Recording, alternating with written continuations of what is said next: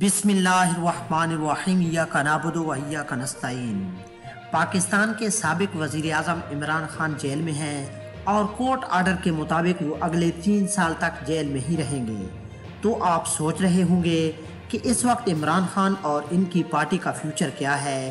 عمران خان کے پاس چند پولیٹیکل اور لیگل آپشن موجود ہیں، مگر انہیں ون بائی ون سمجھنے کی ضرورت ہے۔ تو سب سے پہلا لیگل آپشن آف کورس عدالت میں جانا ہے۔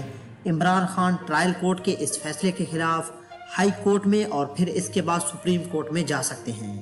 ابھی ان کی پارٹی کی اپیل اور پھر کورٹ کے ڈیسیجن پر ڈیپینڈ کرتا ہے، مگر یہاں ان کے پاس ملٹیپل پاسیبلٹیز موجود ہیں۔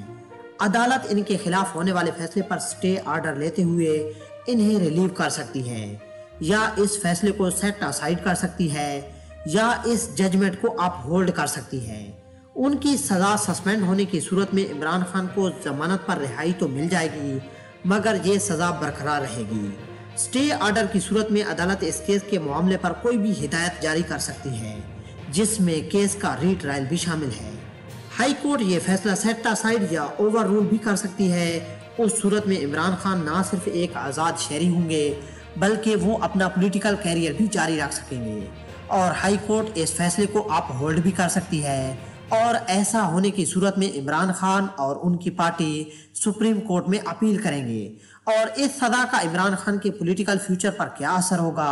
عمران خان اور ان کے سپورٹر کے لیے یہ خبر کچھ زیادہ اچھی نہیں ہے کہ عمران خان آئندہ انتخابات میں حصہ نہیں لے سکتے۔